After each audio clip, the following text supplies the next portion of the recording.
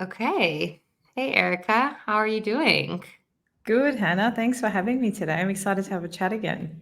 Yeah, thanks so much. The last time we spoke, I was actually on your podcast, the Balance Theory podcast, which I really loved being on. So I did want to, or why don't you introduce yourself and like who you are and what you stand for? I did write an introduction in the event, but it would be great for people to know a bit more about you. Sure. So my name's Erika. Evidently, from my accent, you can tell I'm from Australia, but I'm living in Dubai at the moment. My, I guess, bread and butter on my 9 to 5 is that I work as a corporate lawyer. But I also have a podcast, as you mentioned, on the side. It's actually got nothing to do with law and more about my personal interests and passions. I would say it is classed in the self development, self help kind of category.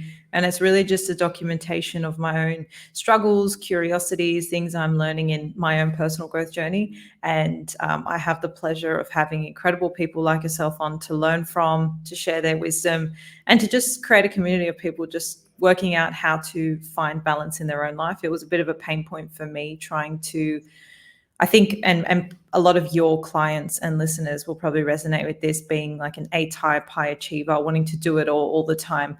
But then like, what's that fine line with burnout? So really getting curious about balance. How do I create that in my life? How do I do it all, really? Because I didn't want to have to compromise on the things I cared about and the things I wanted to do. But I was always interested in finding a sustainable way to do that. So that's kind of the podcast. And then I also have an e-commerce business, which I'm still running from Dubai with my best friend. We do fitness accessories. So that, again, same sort of thing, started off as a passion through a boot camp. And then through the advent of COVID and jumping online, it just sort of steamrolled into an e-commerce business. So those are, I guess, the things I do. That's where I spend my spare time. Right. I don't even know about the e-commerce business. Like, yeah. Surprise. Yeah. I was like, oh my God, another one.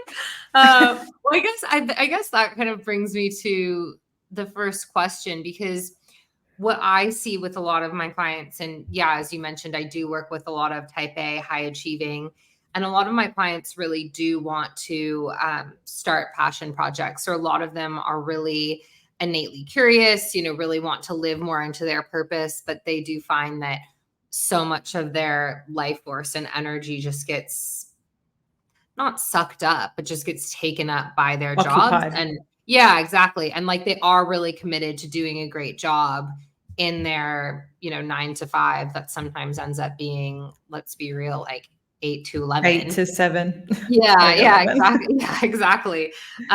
So I am curious, like, how it is that you have found working as a lawyer and then also running these two side businesses. Like, what does balance actually look like on a day to day for you? And like, what tangibly do you do to be able to do all of this?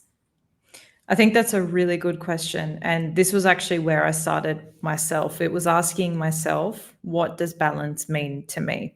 And this was, I guess, what spurred me on this whole journey or quest to really like talk about work-life balance, because I think that phrase, right, work-life balance, is a standard a lot of us throw around or we talk about in the pursuit to find balance in life.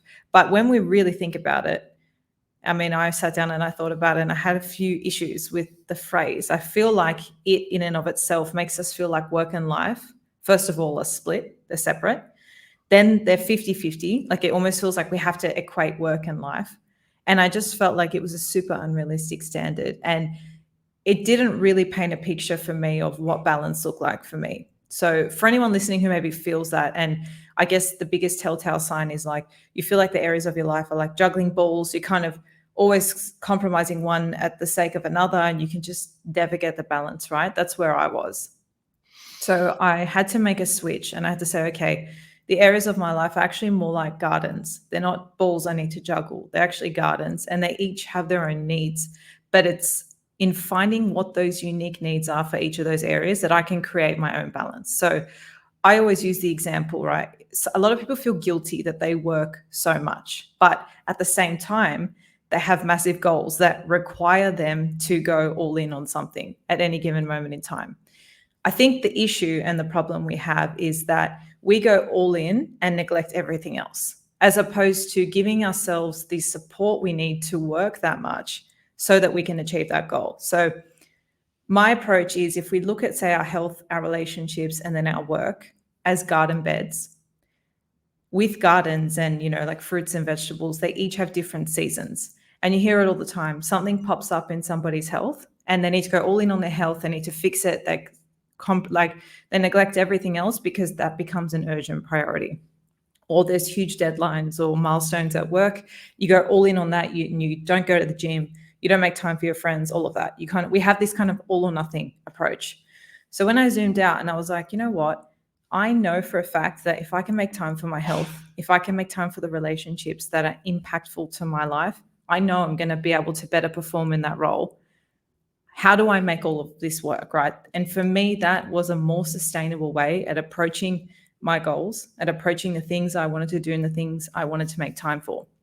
So I take the listeners through a little bit of an exercise, which in a very simplistic way, and I have a free 20-minute workshop on YouTube, which you can check out and watch. But basically, it gets you to look at the 3 areas of your life, and we categorize our priorities into 2 lists. Our first ones are our non-negotiables. So if we're talking about the areas of our life like gardens, for me, this looks like our rain and our water. Our sun and our water. It's basically the bare essentials a garden needs in order to survive. So if I looked at my health and I said, okay, what are those non-negotiables? For me, it's daily movement, it's good quality nutrition, it's 8 hours of sleep and hydration.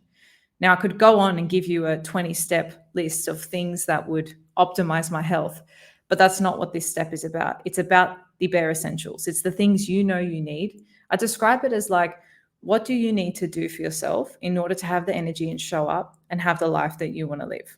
Because I think this is especially as high achievers, we try and shove so much into these steps and then we get overwhelmed because we can't do it all. So it's really about peeling it back and saying, what are those basics that I need in order to have the energy that I want? Once we work out that first layer in each of the areas, we create a schedule or a timetable around those. So we basically have a timetable that is non-negotiables first. Then we have a second tier of priorities, I call them. They're called wants. These are things that they're not essential for our gardens to survive, but they would only add more value. So fertilizer, just if you have bees that come and pollinate your garden, these are all things that are going to optimize that area, but we could probably go without them too. So an example of that is in my health. If I can get in a sauna a week and maybe a couple of sunset walks if I finish work in time, that's going to add value to my balance, to my life. But if I don't get around to it, it's not going to compromise that baseline level that I need. And the reason I like having this second layer and the reason I like to identify what these things are is because I think sometimes when we have spare time or we start saying yes to things, and I know we're going to get into boundaries in a minute, we say yes to things that are not going to contribute to our balance because we haven't identified what those things are. So this second layer is almost like additional things you know that you can do in your time that are going to add to the level of balance that you've identified you need. So this is kind of like how I've approached balance. And I think that it needs to work very, very closely and hand in hand with your goals, because you can't have a goal of achieving X in your business or X in your career, but then also have a lifestyle that's not realistic to support that. So if you know that you need to work 12 hours a day, you need to work backwards and say, okay, how can I support that? How can my balance support that? What are my non-negotiables? How do I make time for those so that I can still work that amount of time, rather than feeling guilty you're working that much time and not having time for anything else? Yeah, that's really, there was so much there that was so juicy. And also, if anyone's joining us live, like, feel free to leave comments. We can't see on Instagram, but we can on LinkedIn. I think that where people fall down in this, because the non-negotiables, I do a very similar thing in my coaching practice. And I love what you said about how it's the minimum. And where I see my one-on-one clients really fall down in this is that they try to make their non-negotiable list really huge. And they're not even, let's say for working out, for example, this is like a really big one. Like, if you don't have a standard level of working out and then someone's like, I'm going to work out 5 times a week this week, And I'm like, no, that's actually, you're setting yourself up for failure. What we need to do, focus on is actually, let's work out once a week for the next 4 months or for the next month. And then once you get that stable and consistent, then you There's can a build. gradual, yeah. Yeah. Yeah. Because I think the non-negotiables, people just want, people's perception of what they can do is usually, and there's so much excitement, it's kind of like the excitement of that, like on the change cycle. It's like, oh, everyone's really invigorated and imagines himself at the end goal. But then when they don't achieve that minimum, that was actually really a maximum, then they start kind of getting in like harsh inner critic, then they start getting in failure cycle, then they blow things up. And so my work, I mean, one of my clients, she might be on this. We even spoke today, she's an extremely high achiever in her professional life, but was really struggling getting her non-negotiables. And it was actually an assignment of, okay, you're going to do breath work for 10 seconds twice.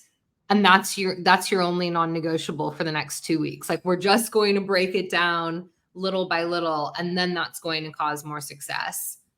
I love that. There's I've heard another kind of approach, which is like gradually bringing things in, which is like, even if you're struggling to get to the gym, the thing you can start with is like putting your clothes out the night before and then waking up and just putting on your clothes, right? Whether you go to the gym or not, you're just knocking off that first step. Do that for a week.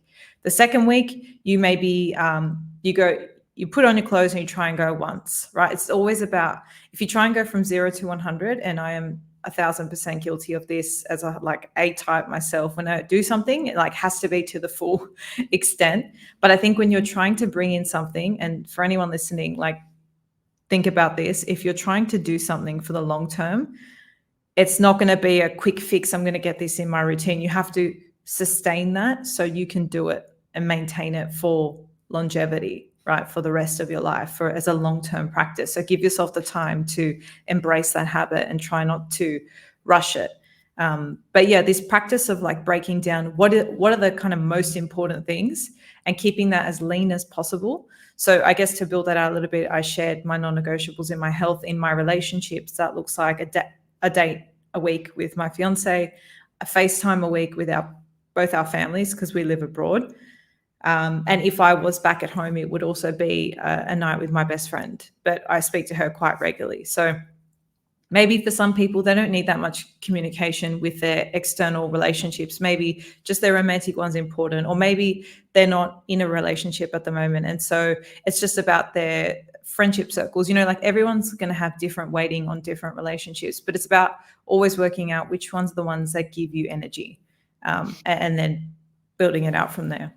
Yeah. And I know for me, for example, like, I'm a writer. Last year, I finished my master's in creative writing. And since I've been on this journey, leaving my corporate job, I left LinkedIn, I think it was 4 years ago now, went back to school, became a coach, really transformed my whole life. But for me, I know now, even when building my business and the intensity that comes with building a new business, part of my non-negotiables are working on my fiction 3 times a week. I'm in a 3rd draft of a novel. I'm like sending a lot of short stories out. But that's also been a really huge negotiation of, I used to write 5 times a week. Now at the stage of my business, I can't do that, as well as work out, be with my partner, walk my dog. I meditate 40 minutes a day. Like, I have a very long list of non-negotiables. I feel like, like a fucking enlightened monk sometimes, with like how much I do to really keep up, my well-being.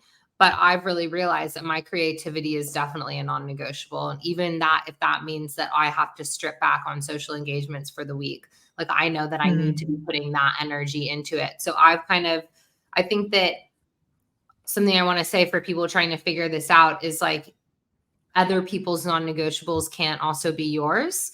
And we're all very different. Some people need a lot more social interaction. Like, for me, I need like a lot of rest and recuperation. And my favorite thing to do is going to the beach and reading the New Yorker, like, alone. Like, that's kind of one of my favorite things to do. So just really honoring that, how you want your life to look, and your passions and your creativity, and whether that's, a lot of whether you need to work out. Like, I have clients that like need to work out 5 to 6 times a week. I have clients that, just need to work out 1 to 2. And so I think it's just realizing that it is not one size fits all here. And you do have to listen to your body and also what season you're in. Like you said, are you in a health season? Are you in a work season? Did you just have a child? Are you a new mother? Then, a lot of things are going to strip back, and not kind of feeling like if there's constant guilt for that, and there's not, if someone can't really move past that guilt of like, I should be doing more, should is a really good indication, then I think that if that's lasting for a really long time, then that's really when you need to either seek a therapist or seek a coach who can just help you move through that. Yeah, and I love that you brought up that it's not one size fits all, and that's why I had such a grapple with the work-life balance metric. And the thing I like about, I guess, the garden analogy or working out your priorities is it not only honors the fact that there's difference of balance between me and you, Hannah, because we just have different ideas about life. We've got different interests, we've got different priorities, but also for myself at different stages in my life, that could even be every 6 months, every year. Like if I reflect on 10 years ago, what I was doing in my time, what my priorities were, it's vastly different to where I'm at today. So this kind of approach, I think sometimes like when we have these formulas or ways of thinking, we can get really rigid, but I actually like this approach because it allows me to be flexible. And I think there's a fine line with you being a slave to your routine and needing to do things because it's set in stone and I said it was a priority, so I have to do it. It's like just giving you clarity on what's actually important, which I'm sure we'll talk about in the context of boundaries. But you need to be flexible with that as well. Like sometimes we, as females, our hormones change throughout the month, which might actually mean I can't train as hard or as much as I would like that week. And I just need to honor that. And again, not feel guilty for not doing something, but it's just about having that awareness. Like, okay, these things are important. This is what I need to prioritize. And then just, you have to go with the flow at some point too, which for a lot of us is difficult. And I'll throw myself in there to say as well, but it really is freeing when you embrace that flexibility in and amongst something you've identified is workable for you. Yeah. And also when you embrace like what is actually going on in your body and what is actually going on. I mean, I love that you brought up the hormonal cycle because I coach both men and women, but I've really had to look at this and like running my own business. Like I definitely have way more energy at a certain time of the month and my energy is really depleted at the rest. And just recently I decided I'm only doing live events or webinars like at certain times in the month where I have that I do the energy same where, thing. yeah, and it really has made a huge impact because I think too, if you are running your own business or even if you do have some sort of agency over your schedule, just really looking, I mean, this is more for females than males, but even for males, like what is that like in a 24-hour cycle? If you have more energy in the morning, this is kind of like a bit of productivity 101. But if you have more energy in the morning or if you have more energy at certain times of the month, like how do you maximize that? And then how do you do things that are softer, more reflective? Maybe this is the time of the month. I even love looking at non-negotiables like on a monthly basis rather than even on a weekly basis. So it's like, okay, I know that maybe the end of the month is more my creativity time. The beginning of the month is more like my social, getting that in. Yeah, I love that you brought that up. I was going to say for the men listening, they can look at daily energy. So, females, we can look at it more in a monthly cycle, but I think for everyone looking at it day to day is important too. Like I'm a morning person. So if I have really heavy or deep work to do, I can't do that in the afternoon. And one thing I really try and avoid is any meetings after 1 p.m. because I don't know. I just feel like if I've got a meeting looming at the end of the day, it's like always in the back of my mind and I can't get into the zone. So for me, I prefer, if where I can, having meetings only in the morning. But then, yeah, I've heard a lot of people talk about kind of planning their work around their cycle and the different phases. So yeah, really interesting stuff. And it's all just like body literacy, right? Like you're just getting to know yourself better.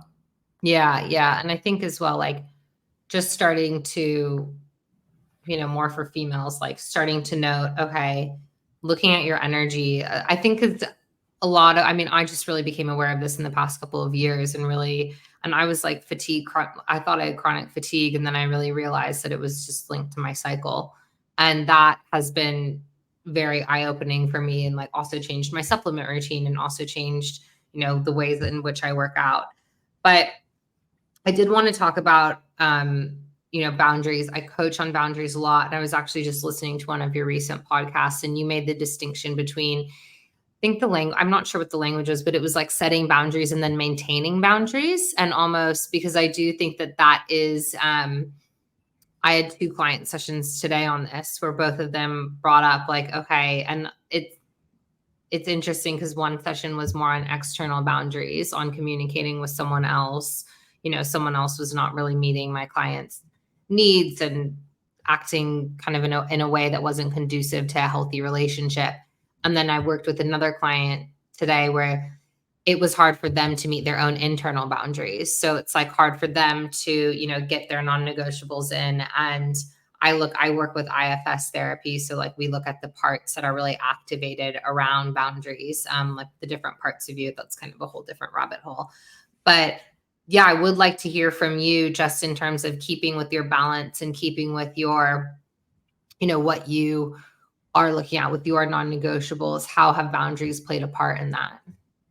Yeah, I think a good place to start, because one thing I really struggled with, and I know this is something that's really commonly felt, is actually setting a boundary. And the reason I found that difficult, so for me, like when you set a boundary externally, so to other people, it's the ability to say no to something, right? And I really struggled with that for a long time. I was a yes person. I didn't want to disappoint people. I mean, going back, I have a lot of people pleasing tendencies, and there's a lot of limiting beliefs there that I've worked through, which is kind of an aside, but definitely it has been an important part of this process. But what I would say to anyone listening who's struggling with this is, I think it's hard to set a boundary when you don't know what you're setting a boundary for. So it's hard to say no to something when you don't know what you're saying yes to instead, or what you're saying no for.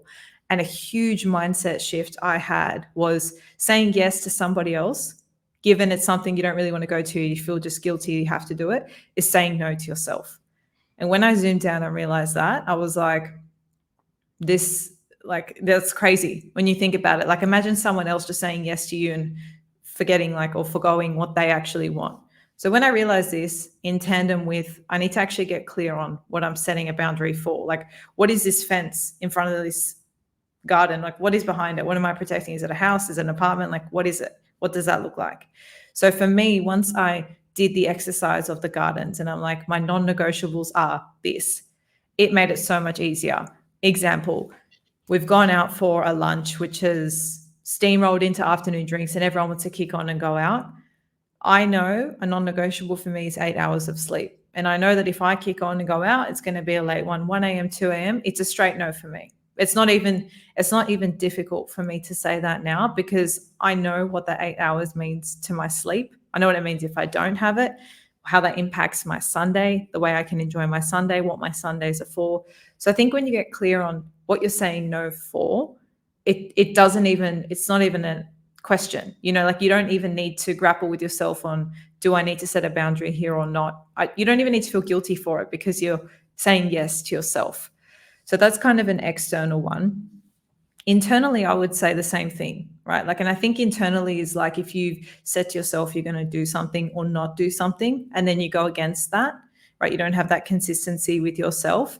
Maybe there's a lack of clarity as to why something deserves to be protected. Because the way I see it is, boundaries protect your priorities, and your priorities help you live the life you want. If you've identified that these are your non-negotiables in order for your garden beds to be sustained, or in order for you to have balance, then those boundaries are like the ring fence around those to make sure that they can actually be priorities. So if you want the life you want, you need to identify the priorities that sit in that, and then the boundaries sit behind to protect those. You brought up one thing which I spoke about, I think it was 2 weeks ago. It was in the context of how we look at success. And I think we often use metrics that are very tangible, like our salary, our job title, things like that, right? But I spoke about 6 things that are signs you're doing a lot better than you think you are. And one of them was if you're the kind of person who can not only set boundaries, but actually stick to them. So I think this is really a twofold. They're each as important as the other, but we often don't speak about them in 2 phases. So what we've just spoken about now is setting boundaries, which is so important. It gives you that clarity, it gives you that foundation. But sticking to them, to me, is consistency. It's not saying yes one time, no another time. It's being consistent. And I think the more correlated or aligned you are with a priority or the why behind that priority, the easier that consistency will be versus if you're just saying, oh, I'm going to go to the gym because, I think that's good for me, or I think that's good for my health, but maybe you don't really enjoy the gym environment. Maybe it doesn't inspire you. Maybe you're not confident. Maybe something like an at-home Pilates workout is more suitable, right? So if you're misaligned in that way, you may find that there's inconsistency in the sticking to it part. So I think it's really important to look at both, and that can uncover a lot in terms of how aligned your priority is or not. Yeah, and I do think that like you said, the boundary work really becomes easier once you have a clear idea of what your non-negotiables are, also like what your values are, what your purpose is. Um, I mean, a friend today, she's a coach as well as a spin instructor. She invited me to a class on Sunday, and it seemed really fun. And then they're going to do a values exercise. Like, this would be totally my vibe with an amazing group of women. But every Sunday, that's the time that me and my partner walk our dog. And like, that's kind of set in stone. That's our Sundays. And to me, it's like, okay, well, that enforcement of each Sunday we do that. It was something that I requested. I really wanted quality time with my partner. It's kind of like, a very relaxing state. We do a relationship check-in every week saying, what have we contributed to the relationship this week? What do we want to contribute next week? It's a really beautiful time. And so I got invited to something, but it was just very easy to say like, oh, that sounds amazing, but I'm going to have to pass on this one because I know that this is my non-negotiable. This is my relationship time. And because what I want out of my life is a really healthy, thriving romantic partnership with my partner. So I have to put a ring fence around that. And then it's just, there's less, exactly what you said, there's kind of less wishy-washy. There's less emotion behind it. It's just, no, this is a very protected time. It's a sacred time, similar to, no, I actually need 8 hours of sleep at night.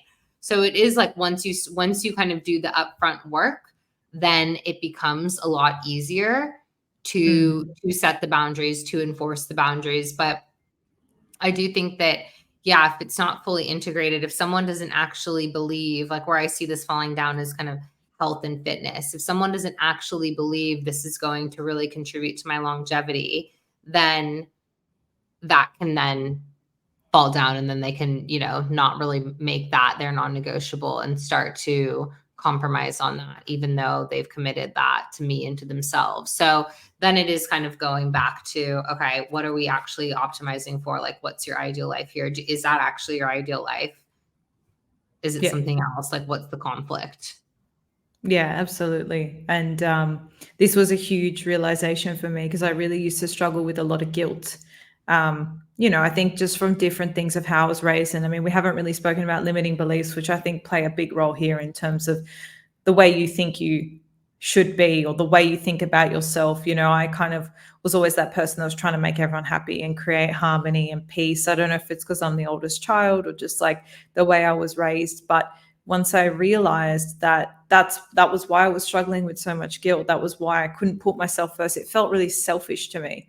So for anyone that resonates with that, what I would say is, I think I hear this a lot. I'm not yet a mother myself, but I speak to a lot of mums. So for anyone listening that might resonate with this in any way, it's that feeling of like, oh, I feel selfish putting myself first. And my counter to that always is filling your own cup means you have more to give. So it's actually the most selfless thing you can do, because if your why or your priorities involve giving to other people, children or work or relationships, like you actually need to give from a full place. And so it really is the most selfless thing you can do. If you reframe it in that way, it really helps with that guilt and that feeling of, I'm being so selfish right now in doing this. It's like you're actually filling up your own cup, so you've got more to give. So if that's a reframe that helps anyone, if they come from a very giving place, which is such a beautiful quality. Like some people really just feel like they, want to give to a lot of people and that's their purpose. I feel like reframing it in that way really helped me as well. Yeah. I mean, I fucking hate that word selfish because I also think that what I have seen in my practice is when people say I'm being selfish, 100% of the time I've actually seen what they're trying to do is meet their basic needs. of like Yeah. sleep, rest, exercise, eating healthy, and that's somehow deemed as being selfish. So I think there is a lot, and I'm like, I feel sometimes like pretty strict with my clients on this of like, if you are considering that it's selfish and it's actually meeting your basic needs, then there's more work to be done here. Yeah. Because I think there is the conditioning that, I mean, it came up in one of my sessions today, like one of my clients, very high achieving, she does a lot of output for her work, but then she wanted to go to the gym for an hour, the guilt that then goes on in that. And we have to really look at, okay, where is that coming from? What part of you really feels like that? How do we soothe that part? And it can be quite complex work and actually I've seen it take months to unravel, maybe even like a year of constant work at it. But I think it is possible to switch that narrative because yeah, once you start thinking that looking after your basic needs is selfish, it's actually quite dangerous because then like you are playing with your health there, and it Yeah. could cause major impact. So I'm glad that you brought that up. Yeah, absolutely. And just on that, like feeling guilty for going to the gym, I can really resonate with that example. I used to work in the city in Sydney. And I'd say, like, I'll give you two examples from 12 months apart from like me understanding what boundaries actually meant, what I was protecting from before when I'd feel really guilty. So before, if I had a really long day and had to start early, I would say, okay, I'm going to go do a lunch session. So I, can just get out, move my body, come back and just power on with work. And I feel so guilty for even putting on my gym clothes and going because I would look around and no one else would be leaving to go to the gym. And I think deep down, maybe a lot of people can resonate with this. It's this own internal projection of I'm not being productive enough. I don't care about my job enough. It looks like I'm not interested if I have something else that I'm interested in. Fast forward 12 months, I identified how important daily movement was for me. I know that my output is only more beneficial if I get in my movement. And I really stopped caring, whether other people thought that or not. At the end of the day, it was my own internal projection because that's what I thought. I think at that point, if I had seen someone else doing something else, I would have thought, oh, they're less engaged in their job. But now I'm in a very different place. I say I'm so interested in what people do outside of work or their interests, or wow, isn't it so great that they prioritize their health in the way they do? So once I actually shifted what that belief meant to me. And I think it's always very interesting identifying like that guilt. Where does it sit? What's the belief that sits behind it? Because it's probably a standard you put on yourself. So you're thinking that everyone's there judging you for this thing, but you're probably just judging yourself and projecting that. And I mean, I know this is like a whole different can of worms, but I think it's just interesting to reflect on because it helps you identify the source. Yeah, like the question is, okay, am I actually judging others for that action? Like I say that I want to be healthy and fit and do this, but is this a judgment that I have? Am I also projecting? And like, what do I really believe about this? And this came up in a client conversation earlier in the week where a client was like, I preach that I want to be healthy and calm and doing all this, but actually internally, I'm not doing any of that. And that cognitive dissonance like starts to cause stress in the body as well of, okay, I'm not really aligned with what I'm saying or what I'm preaching, and my actions are doing something completely different. So it usually, if there is a lot of guilt, I love that. Just like watch for the projection and try to see if this is a belief system that you also hold. Yeah, use it as like a bit of a teacher. Yeah. Yeah.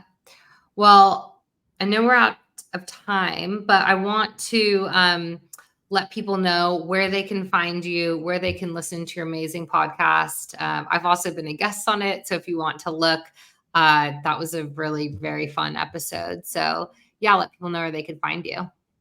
Thank you so much. Yeah, I would definitely recommend everyone go check out our chat. It was really fun and insightful, and I think we aligned on so many things. So it was just a very natural conversation. For those of you on Instagram, you can just go to our Instagram at the Balance Theory Podcast. All the links are in the show notes. We're on YouTube, Spotify, Apple Podcasts, LinkedIn. If you want to connect with me personally, it's Erika De Pellegrini.